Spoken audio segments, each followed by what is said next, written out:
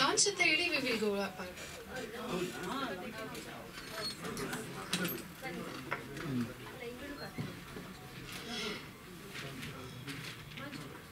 ಹಿಂದೆ ಸ್ಕ್ರೀನ್ ಬಿಡಬೇಕು. ಉಗ್ರ ಮಂಜು ಅವರು, ನಮ್ಮ ಕಾಕ್ರೋಚ್ ಸುದೀಶ್ ಸರ್ ಅವರು ದಯವಿಟ್ಟು ವೇದಿಕೆಗೆ ಆಗಮಿಸಬೇಕು. ಗಣೇಶ್ ಅವರು, ಸೌಜನ್ಯ ಗುಣಂ ಧೂರ್ತ ಲಕ್ಷಣಂ ಸಿನಿಮಾದ ಡಿಜಿಟಲ್ ಪೋಸ್ಟರ್ ಅನ್ನ ಲಾಂಚ್ ಮಾಡಿಕೊಡ್ಬೇಕಾಗಿ ವಿನಂತಿಸ್ಕೊಳ್ತಾ ಇದ್ದೀನಿ ಕಿಶೋರ್ ಸರ್ ಅವರಲ್ಲಿ. Launch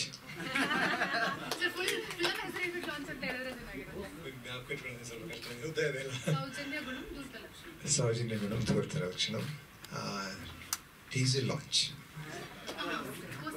sorry, Soujanya Gunam Dhoorta Lakshanam poster launch. Thank you.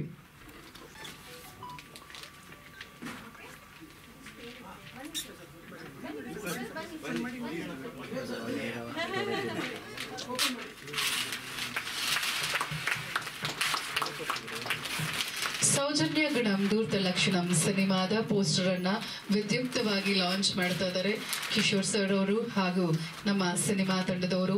Ugramm ಮಂಜು ಅವರು, ಕಾಕ್ರೋಚ್ ಸುದಿ ಅವರು, ಗಣೇಶ್ ಅವರು ಎಲ್ಲರೂ ಜೊತೆಯಾಗಿದ್ದಾರೆ.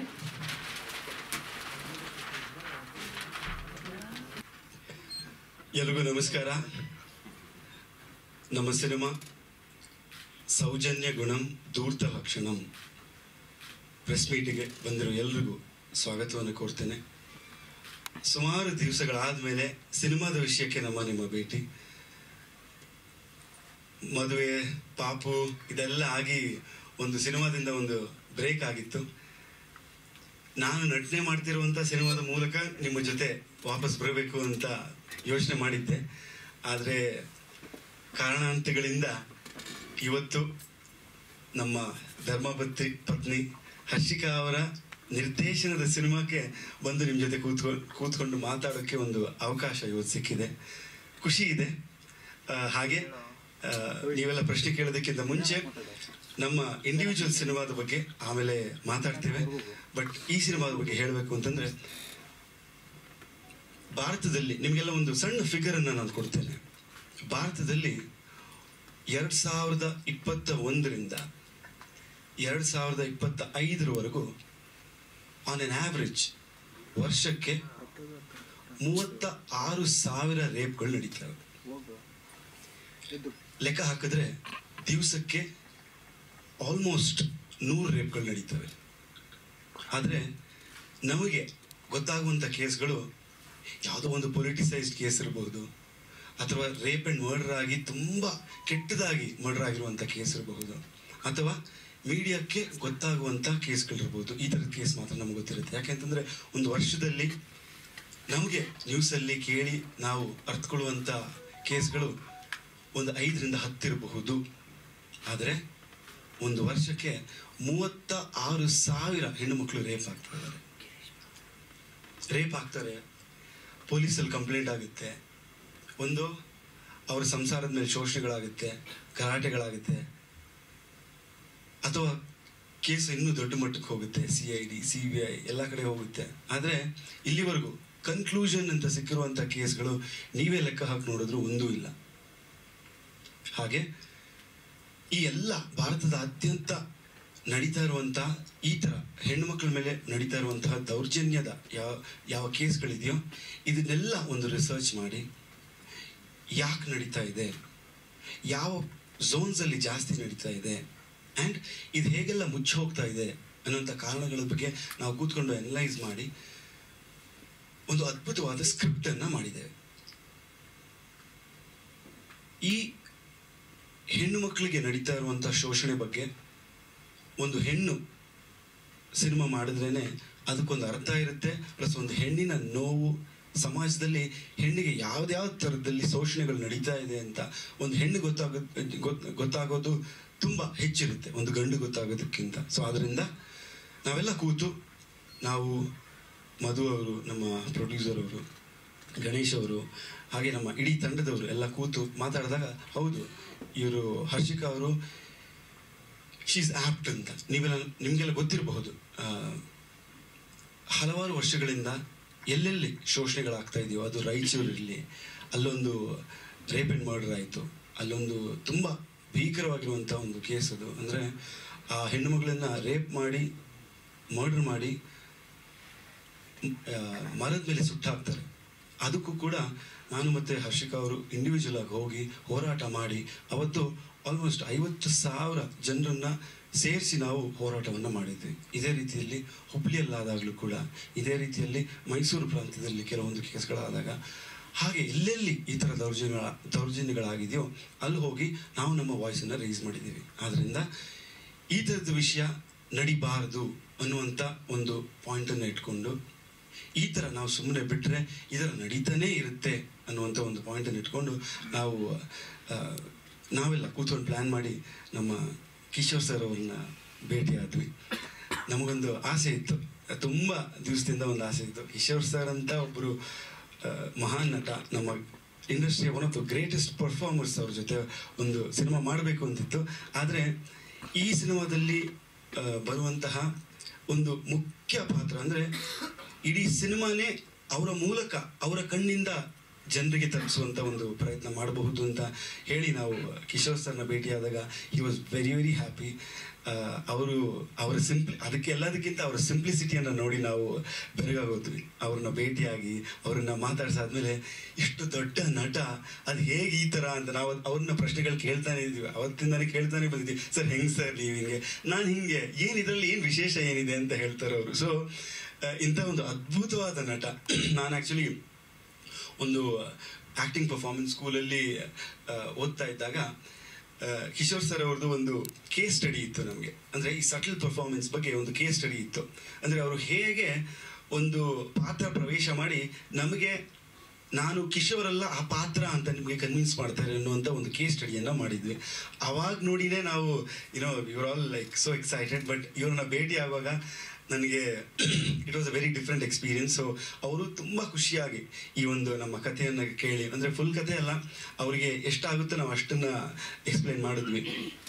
ಅವರು ಇದನ್ನು ಕೇಳಿ ತುಂಬ ಖುಷಿಯಿಂದ ಒಪ್ಕೊಂಡ್ರು. ಸೊ ಅಲ್ಲಿಂದ ನಮಗೊಂದು ಆನೆ ಬಲ ಬಂದಂಗಾಯಿತು. ಹಾಗೆ ಮಂಜು ಸರ್ ಅವರು, ನಮ್ಮ ಕಾಕ್ರೋಚ್ ಅವರು,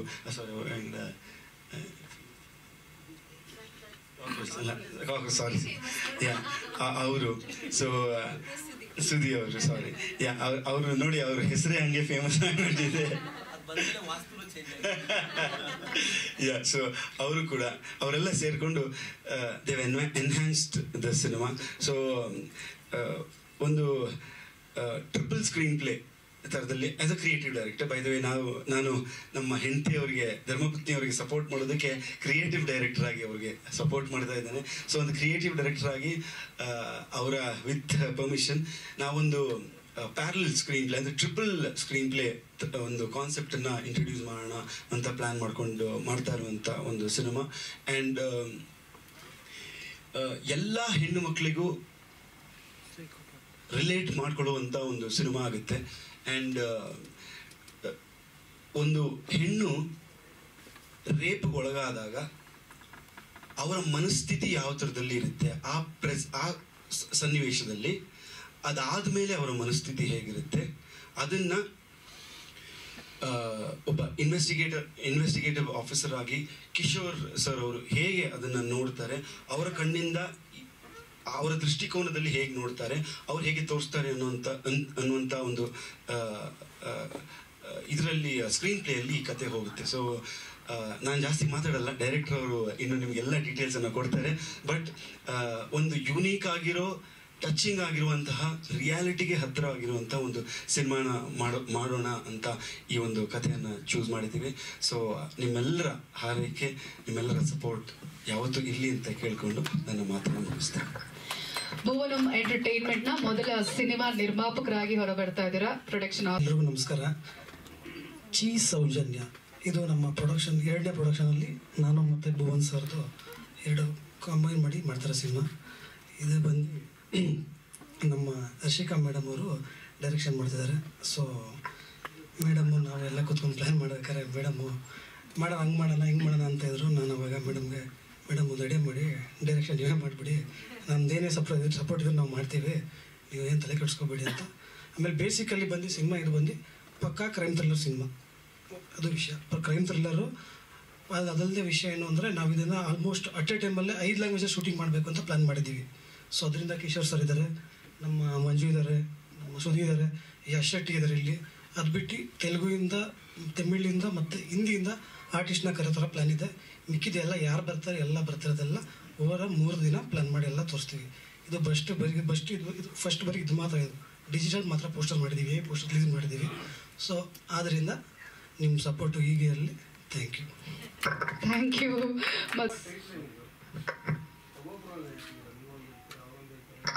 ಸರ್ ಆ್ಯಕ್ಚುಲಿ ಫುಲ್ ಟೈಟಲ್ ಬಂದು ಚಿ ಸೌಜನ್ಯ ಗುಣಂ ದೌತ್ಯ ಲಕ್ಷಣಂ ಅಂತ, ಬಟ್ ಅದನ್ನು ನಾವು ಚಿ ಸೌಜನ್ಯ ಅಂತ ಶಾರ್ಟ್ ಫಾರ್ಮಲ್ಲಿ ಕರೀತಾರೆ ಸರ್ ಅಷ್ಟೇ.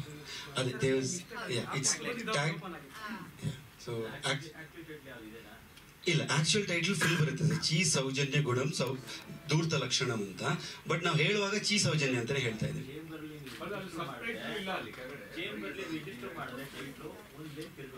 ಹೌದು, ಇಲ್ಲ ನಾವು ರಿಜಿಸ್ಟರ್ ಮಾಡಿರೋದು ಫುಲ್ ಇದೆ ಇಲ್ಲಿ. ನಾವು ಇದು ಬಿಕಾಸ್ ಪ್ರಿಂಟಲ್ಲಿ ಫುಲ್ ಬರ್ತಾ ಇರಲಿಲ್ಲ ಅಂತ ವಿ ಪುಟ್ ಸೋ ಮಚ್ ಅಷ್ಟೇ.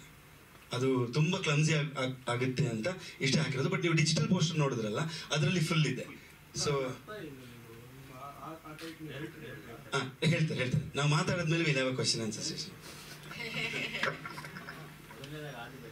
Thank you. ಎಸ್, ಮೊದಲನೇದಾಗಿ ಇಲ್ಲಿ ನೆರೆದಿರುವಂಥ ಎಲ್ಲರಿಗೂ ನನ್ನ ನಮಸ್ಕಾರ. ನಾನೇ ಅನ್ಕೊಳ್ದೇ ಇರುವಂಥ ಒಂದು ಪೊಸಿಷನ್ ನನಗೆ ಇವತ್ತು ಇಲ್ಲಿ ಬಂದಿರೋದು. ನಾನು ಅನ್ಕೊಂಡಿರ್ಲಿಲ್ಲ ನಾನೊಬ್ಬ ಚಿತ್ರನಟಿಯಾಗಿ ಸಿನಿಮಾಗಳು ಮಾಡ್ಕೊಂಡು ಹೋಗ್ತೀನಿ, ಆಸ್ ಅನ್ ಆಕ್ಟ್ರೆಸ್ ನಾನು ಸಿನಿಮಾ ಮಾಡ್ಕೊಂಡು ಹೋಗ್ತೀನಿ ಅಂತ ನಾನು ಅನ್ಕೊಂಡಿದ್ದು. ಡೈರೆಕ್ಷನ್ ಅನ್ನೋದು ಪ್ರೊಡಕ್ಷನ್ ಮಾಡ್ತೀನಿ ಅಂತ ನಾನು ನಿಮ್ಮೆಲ್ರಿಗೂ ಹೇಳಿದೆ, ನಾನು ಮಾಡ್ತೀನಿ ಪ್ರೊಡಕ್ಷನ್ ಅಂತ, ಅದನ್ನು ಕೂಡ ಪ್ಲಾನಿಂಗ್ ಅಲ್ಲಿದೆ. ಬಟ್ ಡೈರೆಕ್ಷನ್ ಎಲ್ಲೋ ಒಂದ್ ಕಡೆ ನಾನು ಅನ್ಕೊಂಡಿರ್ಲಿಲ್ಲ ನಾನು ಮಾಡಬಹುದಾ, ನಾನು ಮಾಡ್ತೀನಿ ಅಂತ.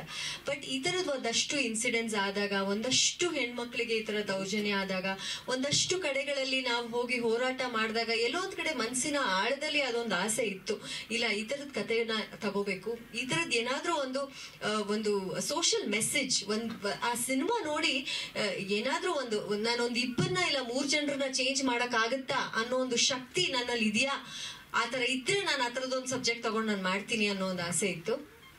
ಬಟ್ ಈಗ ನನಗೆ ನನ್ನ ಧರ್ಮಗಂಡ ಅಂತ ಹೇಳ್ತೀನಿ ಭುವನ್ ಅವರು ಮತ್ತೆ ನಮ್ಮ ಪ್ರೊಡ್ಯೂಸರ್ ಮಧು ಅವರು, ಇವರೆಲ್ಲರೂ ನನಗೆ ಸಪೋರ್ಟ್ ಮಾಡಿ, ಇಲ್ಲ ಮೇಡಮ್ ನೀವು ಮಾಡಿ, ನಾವು ಸಪೋರ್ಟ್ ಮಾಡ್ತೀವಿ, ನಿಮಗೆ ಯಾವ ಥರ ಇನ್ಪುಟ್ಸ್ ಬೇಕು, ನಿಮ್ಗೆ ಯಾವ ಥರ ಸಪೋರ್ಟ್ ಬೇಕು ನಾವು ಮಾಡ್ತೀವಿ, ನೀವು ನಿಂತ್ಕೊಳ್ಳಿ, ನೀವು ಮಾಡಿ ಅಂತ. ಸೊ ನಾವೆಲ್ಲ ಡಿಸ್ಕಸ್ ಮಾಡಿ ಈ ತರದೇ ಸಬ್ಜೆಕ್ಟ್ ಮಾಡಬೇಕು, ಈ ತರದೇ ಒಂದು ಕಾನ್ಸೆಪ್ಟ್ ಇಟ್ಕೊಂಡು ಮಾಡಬೇಕು ಅಂತ ಹೇಳಿ ನಾವು ಈ ಒಂದು ಸಿನಿಮಾನ ಚೂಸ್ ಮಾಡಿದ್ವಿ. ಭುವನ್ ಅವ್ರು ಹೇಳ್ದಂಗೆ ನಿಮ್ಗೆ ಗೊತ್ತು, ನಾವೇ ಪ್ರೆಸ್ ಮೀಟ್ಗಳಲ್ಲಿ ನಾವೇ ಡಿಸ್ಕಸ್ ಮಾಡಿದಾಗ ಮಾತಾಡ್ಕೊಂಡಿದೀವಿ, ಅಲ್ಲ ಅಷ್ಟು ಒಂದು ಕ್ರೌರ್ಯತೆಯಿಂದ ಕೊಲ್ಬೇಕಿತ್ತ, ಅಷ್ಟು ಒಂದು ಅಂದ್ರೆ ನಾವು ಸಿನಿಮಾ ಪ್ರಮೋಷನ್ ಸಿನಿಮಾ ಇದಕ್ಕೆ ಬಂದಾಗ ನಮ್ಮ ಕಾನ್ವರ್ಸೇಷನ್ಸ್ ಅದಾಗ್ತಿತ್ತು ಅಲ್ಲವಾ ಸರ್, ನಾವು ಈ ತರ ರೇಪ್ ಮಾಡ್ಬಿಟ್ರಲ್ಲ, ಈ ತರ ಮರ್ಡರ್ ಮಾಡ್ಬಿಟ್ರಲ್ಲ, ಇಷ್ಟೊಂದು ದೌರ್ಜನ್ಯ ಬೇಕಿತ್ತ, ಆ ಹೆಣ್ಮಗು ಪಾಪ ಏನ್ ಮಾಡಿತ್ತು ಅಂತ ನಾವು ಮಾತಾಡ್ಕೊಂಡಿದೀವಿ. ಸೊ ನಾನ್ ಹೇಳೋದು ಇದು ಸಿನಿಮಾ ಇಲ್ಲ ಬರೀ ಪೊಲಿಟಿಕಲ್ ಇಲ್ಲ ಇನ್ನೊಂದ ಅಂತದ್ ಬರದೇ ಇಲ್ಲ. ನನ್ನ ಪ್ರಕಾರ ಒಂದು ಹೆಣ್ಣು ನಮ್ಮ ಮನೆಯಲ್ಲಿ ಎಲ್ಲ ಹೆಣ್ಮಕ್ಳು ಇದ್ದಾರೆ, ಎಲ್ಲ ಹೆಣ್ಮಕ್ಳ ಮನ್ಸಿಗೆ ನಾವು ಮಿಡಿತೀವಿ, ನಮಗ್ ನೋವಾಗುತ್ತೆ. ಸೊ ಅದಕ್ಕೊಂದು ಆ ಒಂದು ಕಾರಣಕ್ಕೆ ಈ ತರದ ಒಂದು ಸಬ್ಜೆಕ್ಟ್, ಕಮರ್ಷಿಯಲ್ ಸಿನಿಮಾ, ಹೊಡಿ ಬಡಿ ಸಿನಿಮಾ ಇಲ್ಲ ಲವ್ ಸಬ್ಜೆಕ್ಟ್ ತಗೊಂಡು ನಾನು ಬರ್ಬೋದಿತ್ತು ನಿರ್ದೇಶಕಿಯಾಗಿ, ಆದ್ರೆ ಸಮಾಜಕ್ಕೆ ಒಂದು ಮೆಸೇಜ್ ಕೊಡುವಂತ ಸಿನಿಮಾ ನಾನು ಮಾಡಬೇಕು ಅನ್ನೋ ಆಸೆಯಲ್ಲಿ. ಹಾಗೆ ನನಗೆ ನಮ್ಮ ಟೀಮ್, ಈಗ ಕಿಶೋರ್ ಸರ್ ಅಂತ ಅದ್ಭುತ ನಟ ನನಗೆ ಸಿನಿಮಾದಲ್ಲಿ ಸಿಕ್ಕಿರೋದು ನನ್ನ ಅದೃಷ್ಟ. ನನ್ನ ಮೊದಲನೇ ನಿರ್ದೇಶನದ ಸಿನಿಮಾಕ್ಕೆ ಕಿಶೋರ್ ಸರ್ ಅಂತ ನಟ. ನನಗೆ ಜಾಸ್ತಿ ಕೆಲಸ ಇರಲ್ಲ ಸರ್, ನಿಜವಾಗ್ಲೂ ನಾನು ನಿಮ್ಮ ಹತ್ರ ತುಂಬಾ ಕಲಿತೀನಿ ಈ ಸಿನಿಮಾ ಡೈರೆಕ್ಟ್ ಮಾಡ್ತಾ. ಅಂಡ್ ಆಫ್ ಕೋರ್ಸ್ ಸುಧಿ ಅವರು, ಉಗ್ರಂ ಮಂಜು ಅವರು, ಇನ್ನೂ ಸಾಕಷ್ಟು ಅದ್ಭುತವಾದ ನಟರಿದ್ದಾರೆ ಸಿನಿಮಾದಲ್ಲಿ.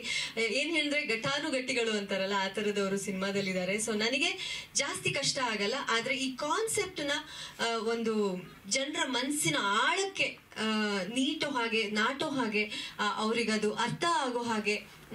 ನಾನು ಹೇಳಿದ್ನಲ್ಲ, ಒಂದು ಸೊಸೈಟಿಯಲ್ಲಿ ನಾನೊಂದು 2-3 ಜನರನ್ನ ಚೇಂಜ್ ಮಾಡಿದ್ರೆ ಸರ್ ಈ ಸಿನಿಮಾ ತೋರಿಸಿ ನಾನು ಗೆದ್ದಂಗೆ.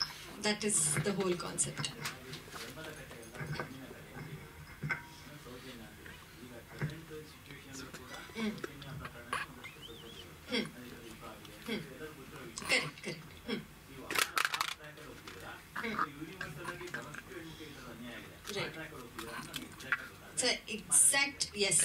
ಎಕ್ಸಾಕ್ಟ್ ಏನ್ ಗೊತ್ತಾ ಸರ್, ಯೂನಿವರ್ಸಲ್ ಹೆಣ್ಮಕ್ಳು ಬಗ್ಗೆ ಸರ್. ಇದು ಯಾವುದೇ ಒಂದು ಹೆಣ್ಮಗುವಿನ ಕತೆ ಅಲ್ಲ. This is a universal story. Because Bhuvan ಅವ್ರು ಹೇಳ್ದಂಗೆ ಸರ್, ನೆನ್ಸ್ಕೊಳ್ಳಿ ಸರ್, 31,000 ಹೆಣ್ಮಕ್ಳು ರೇಪ್ ಅಂಡ್ ಮರ್ಡರ್ ಆಗ್ತಾರೆ ಅಂತ ಹೇಳಿದ್ರೆ ಒಂದು ವರ್ಷದಲ್ಲಿ, ಇಟ್ಸ್ ಅನ್ಇಮ್ಯಾಜಿನೇಬಲ್ ಸರ್. ಅಂದ್ರೆ ಅಷ್ಟು ಮಕ್ಕಳೇ ಹುಟ್ಟಲ್ಲ ಅನ್ಸುತ್ತೆ, ಅಷ್ಟು ಹೆಣ್ಮಕ್ಳು ಒಂದು ಹೆಣ್ಮಕ್ಳ ಮೇಲೆ ದೌರ್ಜನ್ಯ ಆಗುತ್ತೆ. So this is not about one girl, this is about so many girls who have gone through this. So ಇಲ್ಲಿ ಯಾವುದೇ ಒಂದು ಮಗು ಬಗ್ಗೆ ಅಲ್ಲ ಸರ್. ಅದು ನಮ್ಮ ಕಥಾನಾಯಕಿ ಹೆಸರು ಸೌಜನ್ಯ. ಬಟ್ ಇಲ್ಲಿ ಯಾವುದೇ ವ್ಯಕ್ತಿಗತವಾಗಿ ಇವ್ರ ಮೇಲೆ ಅವ್ರ ಮೇಲೆ ಅಂತ ನಾವು ಸಿನಿಮಾ ಮಾಡ್ತಾ ಇಲ್ಲ. This is over all. ಅಂದ್ರೆ this is over all like ನಾವು ಒಂದು ಕಾನ್ಸೆಪ್ಟ್ ಹೇಳಕ್ ಹೊರಟಿದೀವಿ ಇಲ್ಲಿ. ಯಾವುದೇ ಒಂದು ಸ್ಪೆಸಿಫಿಕ್ ಆಗಿ ಇದೇ ಜಾಗ ಇದು ಅಂತ ಏನೂ ಇಲ್ಲ.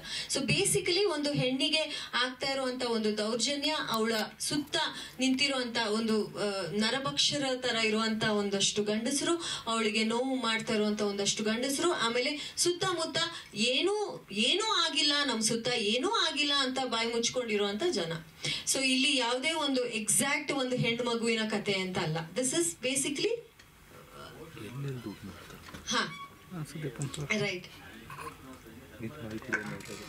ಸರ್, ಧರ್ಮದ ಕತೆ. That's what I am saying.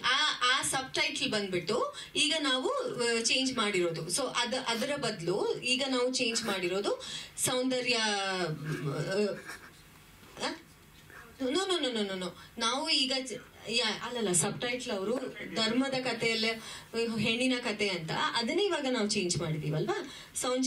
Soujanya Lakshanam ದೂರ್ತಲ. ಸೊ ಸಬ್ ಟೈಟ್ಲ್ ನಾವು ಸಬ್ ಟೈಟ್ಲ್ ಅದೇ ಇರುತ್ತೆ ಅಂತ ನಾವು ಇನ್ನೂ ಡಿಸ್ಕಷನ್ ಮಾಡ್ತಾ ಇದೀವಿ. ಇದು ಆಕ್ಚುಲಿ ಏನಂದ್ರೆ, ಫಸ್ಟ್ ನೀವು ನೋಡಿದ್ರಲ್ಲ ಅಲ್ಲಿ ನಾವು ಆಕ್ಚುಲಿ ಸಬ್ ಟೈಟ್ಲ್ ಚೇಂಜ್ ಆಗಿದೆ, ನೀವು ಪೋಸ್ಟರ್ ನೋಡಿದ್ರೆ. ಸೊ ಸಬ್ ಟೈಟ್ಲ್ ಅದೇ ಇರಲ್ಲ. ಮತ್ತೆ ಇಲ್ಲಿ ಯಾವುದೇ ಒಂದು ವ್ಯಕ್ತಿಗತವಾಗಿ ಒಬ್ಬರ ಮೇಲೆ ಸಿನಿಮಾ ಅಲ್ವೇ ಅಲ್ಲ ಸರ್. ಇದು ಅದಂತೂ ಕ್ಲಾರಿಟಿ ಇದೆ ನಮ್ಗೆ. ಒಬ್ಬರ ಮೇಲೆ ಒಂದು ಕತೆ, ಒಂದು ಹೆಣ್ಣಿನ ಮೇಲೆ ಅಲ್ಲ. ಓವರ್ ಆಲ್ ನಡೆದಿರುವಂತ ಅಷ್ಟು ಹೆಣ್ಣು ಮಕ್ಕಳಿಗೆ ಒಂದು ನ್ಯಾಯ ಒದಗಿಸೋದಕ್ಕೆ ಮಾಡ್ತಾ ಇರುವಂತ ಸಿನಿಮಾ. ನಮ್ಮ ಕಥಾನಾಯಕಿ ಅದೇ ನಾವು ಸೌಂದರ್ಯ ಲಕ್ಷಣಂ ಧೂರ್ತ ಲಕ್ಷಣಂ ಅಂತ ಏನಕ್ಕೆ ಹೇಳ್ತೀವಿ ಅಂತ ಹೇಳಿದ್ರೆ, ಸಾರಿ ಸೌಂದರ್ಯ ಅಂತ ಇದೀನಿ, ಸೌಜನ್ಯ.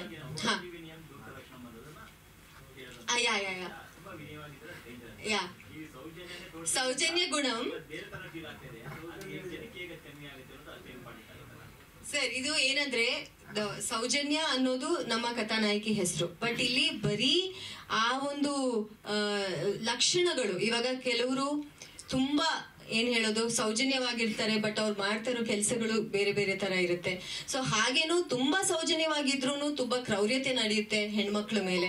ಸೊ ಈ ರೀತಿಯಲ್ಲಿ ಅಷ್ಟೇ ಅಲ್ಲದೆ ಯಾವುದೇ ಒಂದು ಕಥಾನಾಯಕಿ, ನಾನು ಹೇಳಿದೆ ನನ್ನ ಕಥಾನಾಯಕಿ ಹೆಸರು ಸೌಜನ್ಯ, ಬೇರೆ ಏನು ಅಲ್ಲ. ಯಾವುದು ಇಲ್ಲ ಆ ಪ್ರಕರಣ ಬಗ್ಗೆ ನಾವು ಏನು ಮಾತಾಡ್ತಾನೆ ಇಲ್ಲ. This is going to be, ನಾನು ಹೇಳ್ತಿದ್ದೀನಲ್ಲ, ಇದು ನೀವು ನಾವೆಲ್ಲರೂ ಸೇರ್ಕೊಂಡು ಎಲ್ಲಾ ಹೆಣ್ಮಕ್ಳು ಕನೆಕ್ಟ್ ಆಗುವಂತ ಸಬ್ಜೆಕ್ಟ್ ಆಗಿರುತ್ತೆ. ಒಂದು ಹೆಣ್ಣು ಮಗು ಬಗ್ಗೆ ಕತೆ ಅಲ್ಲ.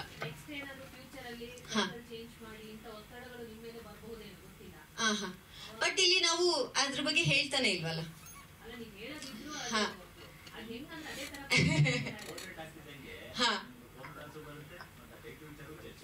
Right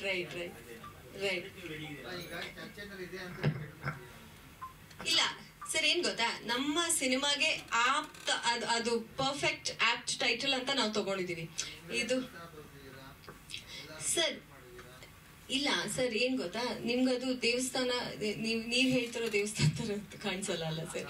it is not what you are expecting. ನೀವ್ ಅನ್ಕೊಂಡಿರೋ ದೇವಸ್ಥಾನ ಅಲ್ಲ ಅದು. ಸೊ ನಾನ್ ಹೇಳ್ತಿರೋದೇನಂದ್ರೆ, ನಾವು ಓವರ್ ಆಲ್ ಈಗ ಒಂದು ಹಳ್ಳಿಯಲ್ಲಿ ಇಲ್ಲ ಒಂದು ಊರಲ್ಲಿ ಇರುವಂತದ್ದು ಒಂದಷ್ಟು ಅಂಶಗಳನ್ನ ನಾವು ತೋರಿಸಿದೀವಿ ಹೊರತು ಯಾವುದನ್ನು ನಾವು ಇದು ಇದೆ ಅಂತ ತೋರಿಸ್ತಾ ಇಲ್ಲ. ಓಕೆ, ಸೊ ನಾನು ಆಮೇಲೆ ಕ್ವೆಶನ್ಸ್ ನಾನು ಆನ್ಸರ್ ಮಾಡ್ತೀನಿ ಸರ್, ಡೆಫಿನೆಟ್ಲಿ. ಈಗ ಥ್ಯಾಂಕ್ ಯು. ಈ ತರ ಒಂದು ಸಿನಿಮಾ ಇದೆ, ಪ್ರೆಸ್ ಮೀಟಿಗೆ ಬನ್ನಿ.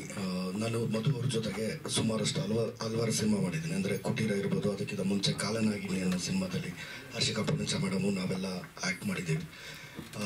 ಅವರು ಫೋನಲ್ಲಿ ಒಂದು ಲೈನ್ ಹೇಳಿದ್ರು, ನನ್ನದು ಒಂದು ಖಳನಾಯಕ ಅಂದರೆ ನೆಗೆಟಿವ್ ಶೇಡ್ ಕ್ಯಾರೆಕ್ಟರ್ ಇರುತ್ತೆ ಅಂತಂದರು. ಅದಾಗಿ ಪ್ರೆಸ್ ಮೀಟಿಗೆ ಬಂದೆ, ಈ ಪೋಸ್ಟರ್ ಲಾಂಚಕ್ಕೆ ಬಂದೆ.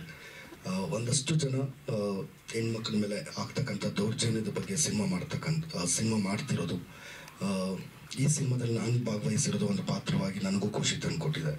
ಹಾಗೆ ಹರ್ಷಿಕಾ ಮೇಡಮ್ ಅವರು ಈ ಸಿನಿಮಾ ನಿರ್ದೇಶನ ಮಾಡ್ತಿರೋದು, ನಾನು ಇಷ್ಟು ವರ್ಷದಲ್ಲಿ ಒಂದು ಮಹಿಳೆ ನಿರ್ದೇಶನ ಮಾಡ್ತಿರೋ ಸಿನಿಮಾ ಇದರಲ್ಲಿ ನಾನು ಫಸ್ಟ್, ಅಂದರೆ ಒಬ್ಬರು ಮಹಿಳೆ ಒಂದು ಸಿನಿಮಾ ಮಾಡ್ತಿರೋದ್ರಲ್ಲಿ ಫಸ್ಟ್ ವರ್ಕ್ ಮಾಡ್ತಿದ್ದೀನಿ.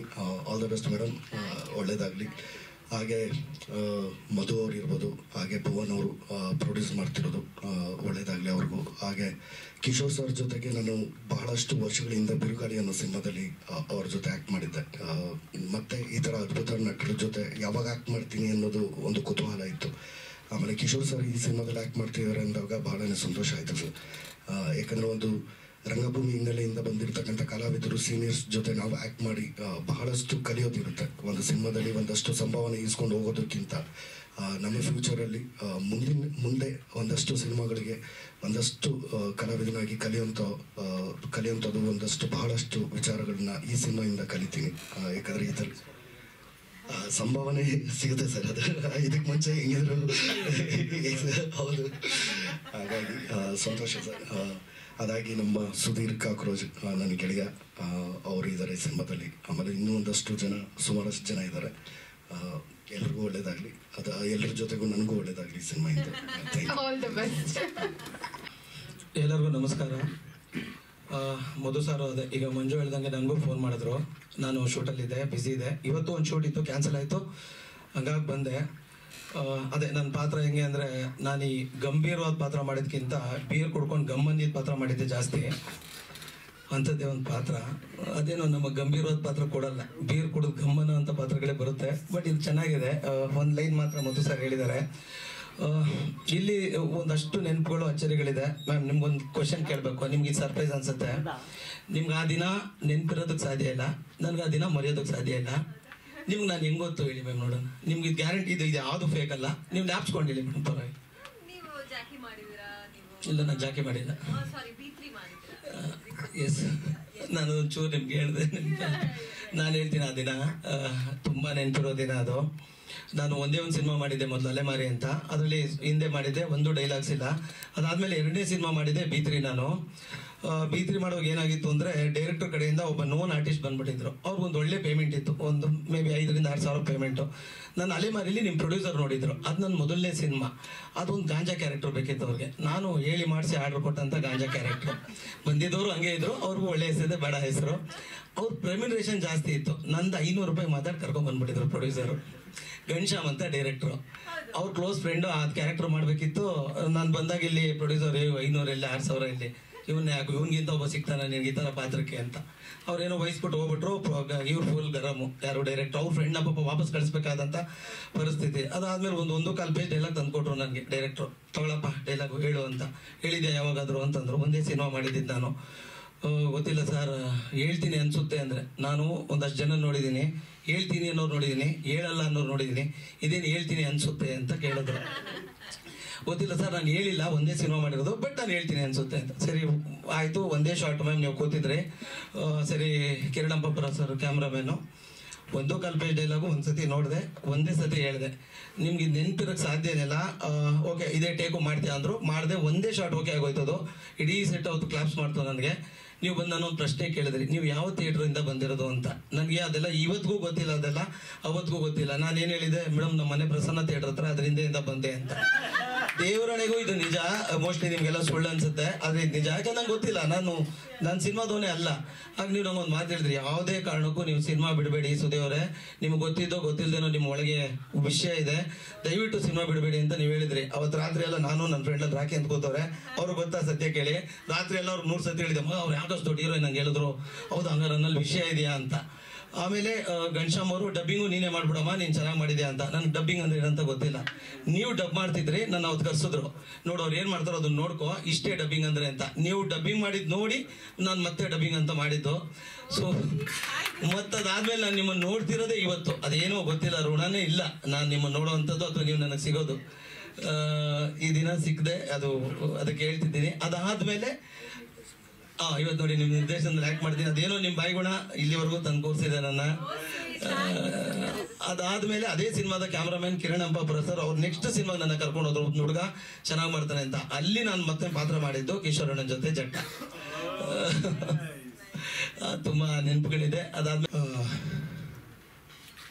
ತುಂಬ ಮುಖ್ಯವಾದ ವಿಷಯದ ಬಗ್ಗೆ ಒಂದು ಸಿನಿಮಾ ಇದು ಅಂತ ನನಗನ್ಸುತ್ತೆ.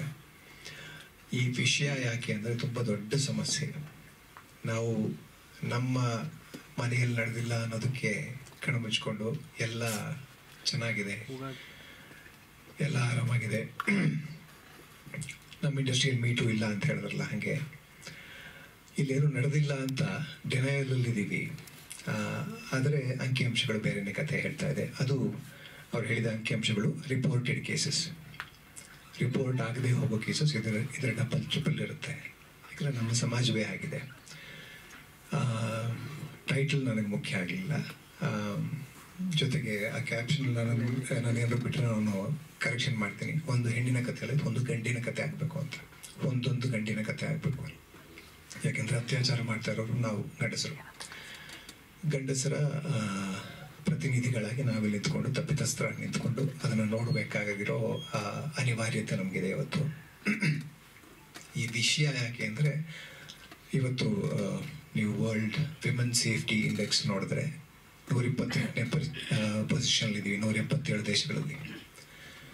ನಮ್ಮದು ನಮ್ಮ ಕಲ್ಚರ್ ಬಗ್ಗೆ ನಾವು ಮಾತಾಡ್ತೀವಿ. ಯತ್ರ ನಾರ್ಯಸ್ತು ಪೂಜ್ಯಂತೆ ರಮಂತೆ ತತ್ರ ದೇವತಾ ಅಂತ ಹೇಳ್ತೀವಿ, ಶ್ಲೋಕಗಳು ಹೇಳ್ತೀವಿ, ಪೂಜೆ ಮಾಡ್ತೀವಿ, ದೇವರ ಸ್ಥಾನದಲ್ಲಿ ಹೆಣ್ಣನ್ನ ಕೂರಿಸಿದ್ದೀವಿ. ಆದರೂ 128ನೇ ಪೊಸಿಷನ್ಲಿದ್ದೀವಿ. ಸಾವಿರಾರು ರೇಪ್ಗಳು ನಡೀತಾ ಇವೆ. ಅದು ರಿಪೋರ್ಟೆಡ್ ಅನ್ರಿಪೋರ್ಟೆಡ್ ಬೇಕಾದಷ್ಟು. ಇವತ್ತಿಗೂ ಎಷ್ಟೊಂದು ವಿಡಿಯೋ, ಮಣಿಪುರದಲ್ಲಂತ ನಡೆದಂಥ ವಿಡಿಯೋ ತೆಗೆದು ಅದನ್ನು ಪ್ರಚಾರ ಮಾಡಿದಂಥ ಪ್ರಕರಣಗಳು, ಹೀಗೆ ಸಾವಿರಾರು. ಸೊ ನಮ್ಮ ಮನೇಲಿ ನಡೆದಿಲ್ಲ ಅನ್ನೋದಕ್ಕೆ ನಾವು ಆರಾಮಾಗಿದ್ದೀವಿ, ಅದು ಕೂತ್ಕೊಂಡಿದ್ದೀವಿ, ಇಲ್ಲಿ ನಗ್ತೀವಿ, ಮಾತಾಡ್ತೀವಿ, ಎಲ್ಲ ಆಗುತ್ತೆ. ಯಾರ್ದಾರು ಮನೇಲಿ ಇದು ನಡೆದ್ರೆ ನಗೋಕ್ಕಾಗತ್ತಾ? ಆ ಮನೆಗಳ ಪರಿಸ್ಥಿತಿ ನೋಡಿ, ಆ ಅಪ್ಪ ಅಮ್ಮದಿರ ಪರಿಸ್ಥಿತಿ ನೋಡಿ, ಅವರ ಅಣ್ಣ ತಮ್ಮದಿರ, ಅಕ್ಕ ತಂಗಿಯರ, ಅವರ ಸಂಬಂಧಿಕರ ಪರಿಸ್ಥಿತಿ ನೋಡಿ. ಸೊ ಹಾಗಾಗಿ ಈ ವಿಷಯದ ಬಗ್ಗೆ ಈ ವಿಷಯ ದಾಖಲಾಗಬೇಕು. ಅದನ್ನು ಸಿನಿಮಾದಂಥ ಪವರ್ಫುಲ್ ಮೀಡಿಯಂ ಮೂಲಕ ಹೇಳಬೇಕು ಅಂತ ನನಗೆ ಅನ್ಸುತ್ತೆ. ಸೊ ಹಾಗಾಗಿ ಸಿನಿಮಾ ಆಗೋದು ಈ ವಿಷಯ ಅನಿವಾರ್ಯತೆ, ಅಗತ್ಯ, ಅನಿವಾರ್ಯ, ಅಗತ್ಯ ನಮಗೆ. ನಾವು ನಮ್ಮ ದೇಶ ಅಂತ ಇಟ್ಕೊಳ್ಳೋಣ. ಸದ್ಯಕ್ಕೆ ಪ್ರಪಂಚದಲ್ಲೆಲ್ಲೆಡೆ ಇದೇ ಥರದ ಪರಿಸ್ಥಿತಿನೇ ಇದೆ. ಬಲಾಢ್ಯರೆಲ್ಲರೂ ಬಲಹೀನರನ್ನು ಶೋಷಿಸೋದು ಅದು ಸಹಜ ಆಗೋಗಿದೆ. ಇವತ್ತೆಲ್ಲೇ ಇರೋದು ಬಹುಜನರು ಅಂದರೆ ಬಹುಸಂಖ್ಯಾತರು ಅಂತ ಹೇಳೋದು. ಬಹುಸಂಖ್ಯಾತರು ಅಲ್ಪಸಂಖ್ಯಾತರನ್ನ ಮೇಲೆ ದಬ್ಬಾಳಿಕೆ ಮಾಡೋದು, ಬಲಾಢ್ಯರು ಬಲಹೀನರ ಮೇಲೆ ದಬ್ಬಾಳಿಕೆ ಮಾಡೋದು, ಅದು ಸಹಜ ಅನ್ನೋ ಮಟ್ಟಿಗೆ ಒಪ್ಪಿತವಾಗೋಗಿದೆ ಈ ಸಮಾಜದಲ್ಲಿ. ಅದನ್ನು ಪ್ರಶ್ನೆ ಮಾಡಬೇಕು. ಯಾರು ಪ್ರಶ್ನೆ ಮಾಡಬೇಕು? ಈ ಥರದ ಕಲಾ ಮಾಧ್ಯಮಗಳು ಪ್ರಶ್ನೆ ಮಾಡಬೇಕು. ನಾನು ಅವಾಗವಾಗ ಹೇಳ್ತಾ ಇರ್ತೀನಿ, ಜನಪರವಲ್ಲದ ಕಲೆ ಅರ್ಥಪೂರ್ಣವಲ್ಲ, ಸಂಪೂರ್ಣವಲ್ಲ ಅಂತ. ಜನರ ಪರವಾಗಿ ನಿಂತ್ಕೋಬೇಕು ಕಲಾ ಮಾಧ್ಯಮಗಳು. ಜನರ ಪ್ರಶ್ನೆಯನ್ನು ಎತ್ತಬೇಕು, ಜನರ ಸಮಸ್ಯೆಗಳನ್ನು ದಾಖಲು ಮಾಡಬೇಕು. ಅದು ಇನ್ನೂ 100 ವರ್ಷ 1000 ವರ್ಷ ನಮ್ಮ ನೆನಪಾಗಿ ಉಳ್ಕೋಬೇಕು. ನಮ್ಮ ಇತಿಹಾಸದಲ್ಲಿ ನಾವು ಮಾಡಿದ ತಪ್ಪುಗಳನ್ನು ತಿದ್ದುಕೊಳ್ಳೋದಕ್ಕೆ ಒಂದು ಪಾಠ ಆಗಬೇಕು.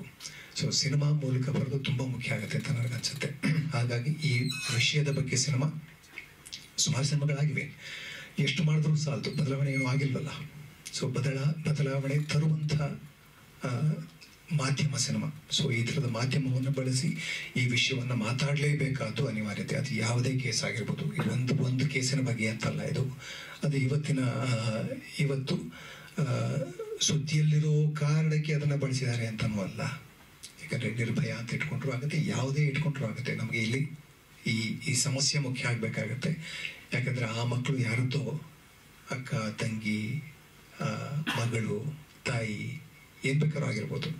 ಸೊ ನಾವೆಲ್ಲರೂ ಒಂದು ಸಮಾಜವಾಗಿ ಒಂದು ಸ್ವಸ್ಥ ಸಮಾಜವನ್ನು ನಿರ್ಮಾಣ ಮಾಡಬೇಕು ಅಂದರೆ ಖಂಡಿತ ಈ ಸಮಸ್ಯೆಯನ್ನು ನಾವು ಬಗೆಹರಿಸ್ಕೊಳ್ಳೇಬೇಕಾಗತ್ತೆ. ಅದಕ್ಕೆ ಈ ಸಿನಿಮಾ ಎಲ್ಲೋ ಒಂದು ಕಡೆ ಆ ಆಲೋಚನೆಯ ಬೀಜವನ್ನು ಬಿತ್ತಿದ್ರೆ ದೊಡ್ಡ ಸಾರ್ಥಕತೆ ಈ ಸಿನಿಮಾದ್ದು ಅಂತ ನನಗನ್ಸುತ್ತೆ. ಜೊತೆಗೆ ಈ ವಿಷಯ ಯಾಕೆ ಅದೊಂದು ಮಾತಾಡ್ತಾ ಇದು ವಿಷಯ ಸಿನಿಮಾನು ಬರಬೇಕು ಅಂತ. ಈ ಸಿನಿಮಾ ಒಂದು ಹೆಣ್ಣು ಡೈರೆಕ್ಟ್ ಮಾಡಬೇಕು ಯಾಕೆ ಅಂತ ಅದು ಮಾಡ್ತಾ ಇರೋದು ನನಗೆ ಯಾಕೆ ಖುಷಿ ಅನಿಸ್ತು ಅಂದರೆ, ಏನೇ ಮಾಡಿದ್ರು ನಾವು ಶೋಷಕ ಸಮುದಾಯ, ನಾವು ಗಂಡಸರು, ಹೆಣ್ಣು ಶೋಷಿತರು, ಏನೇ ಹೇಳ್ಬೋದು, ಏನೇ ಸಮಾನತೆ ಬಗ್ಗೆ ನಾವು ಪಾಠ ಮಾಡ್ಬೋದು. ಇವತ್ತು ನಮ್ಮಲ್ಲಿ ಪ್ರಜಾಪ್ರಭುತ್ವ ಇದೆ, ಎಲ್ಲರೂ ಸಮಾನ ಅಂತ ಹೇಳೋದು. ಇವತ್ತು ಅಸಮಾನತೆ ಹಾಗೆ ಇದೆ. ಇವತ್ತು ಅಂಕಿಅಂಶಗಳಿಗೆ ತೋರಿಸ್ತಾ ಇದೆ ನಮಗೆ. ಅಂಕಿಅಂಶಗಳು ಸುಳ್ಳು ಹೇಳಲ್ವಲ್ಲ. ಹಾಗಾಗಿ ನಮ್ಮನ್ನು ನಾವು ತಿದ್ಕೊಳ್ಳೋದಕ್ಕೆ ಇದೊಂದು ಅವಕಾಶ ಆಗ್ಬೋದು. ಜೊತೆಗೆ ಒಂದು ಹೆಣ್ಣಿನ ದೃಷ್ಟಿಯಲ್ಲಿ ಅದು ನಮಗೆ ಕಾಣಬೇಕು. ಸೊ ಗಂಡಿನ ದೃಷ್ಟಿ ಏನೇ ಆದರೂ ಅದು ಥರ್ಡ್ ಪಾರ್ಟಿ ಪರ್ಸ್ಪೆಕ್ಟಿವ್ ಆಗಿ, ಥರ್ಡ್ ಪಾರ್ಟಿನೂ ಅಲ್ಲ ಅದು, ಏನದು ಅಬ್ಯೂಸರ್ ಪಾರ್ಟಿ ಪರ್ಸ್ಪೆಕ್ಟಿವ್. ಯಾರೋ ಕೊಲೆ ಮಾಡಿದವನು ಕೊಲೆ ಬಗ್ಗೆ ಸಿನಿಮಾ ಮಾಡ್ದಂಗೆ ಆಗ್ಬಿಡುತ್ತೆ ನಾವುಗಳು ಮಾಡೋಕ್ಕೆ ಹೋದರೆ. ಸೊ ಒಂದು